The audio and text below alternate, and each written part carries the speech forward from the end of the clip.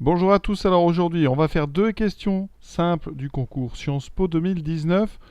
Questions avec des sujets divers. Ici, calcul de vitesse et ensuite petite démonstration. Montrer qu'une fonction est strictement positive. Donc première question, la question numéro 6, on a un cycliste. Je vous rappelle le principe, c'est de déterminer si l'affirmation qui est à la fin de la question est vraie ou pas. Donc on a un cycliste qui part de chez lui à 8 heures et doit parcourir une distance de 61 km. On va noter ça.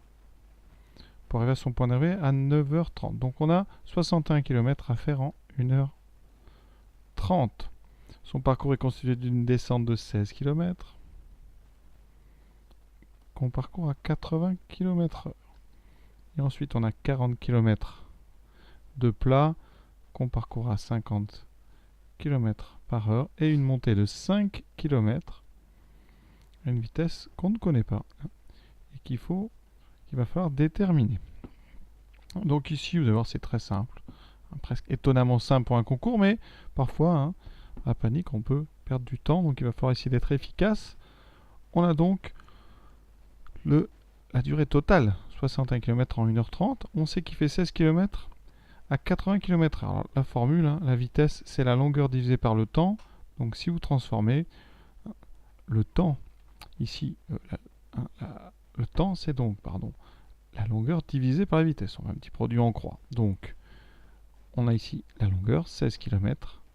Donc, le temps pour le premier trajet, les 16 km, ça sera donc 16 km divisé par 80.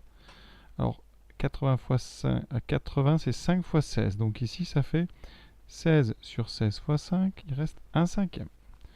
Donc 0,2. Alors, le calcul qu'on a fait, il est en km/h, donc c'est 0,2 heures. C'est-à-dire 1 cinquième d'heure.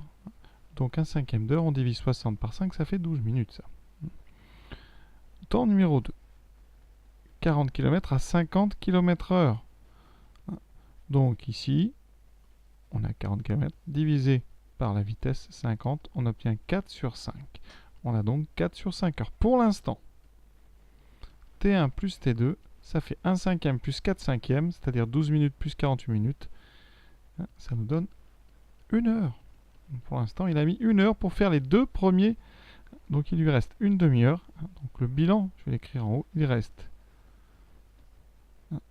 donc 30 minutes pour les 5 km. Les 5 derniers kilomètres.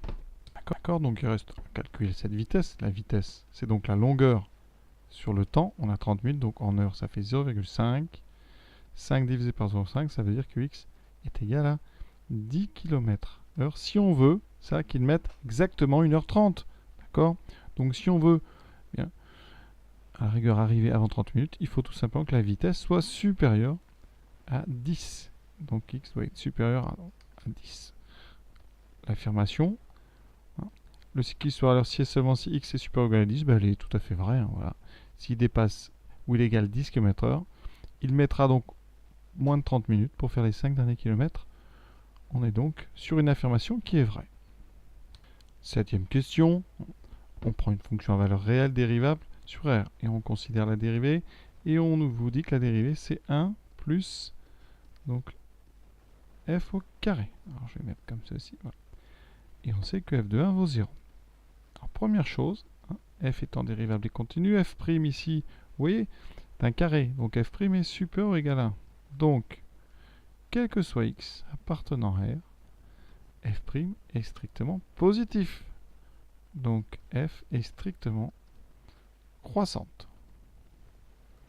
Alors là, on va faire un petit tableau pour que vous compreniez bien. Une fonction strictement croissante. On est sur R, donc de moins l'infini à plus l'infini. Qu'est-ce qu'on sait de plus? F de 1 vaut 0. Et on va regarder la fonction sur moins 1, 0. Vous êtes à gauche de 1, d'accord? Donc d'après ce tableau, quel que soit x strictement plus petit que 1, f de x est négative. Et pour tout x strictement plus grand que 1, f de x est strictement positif.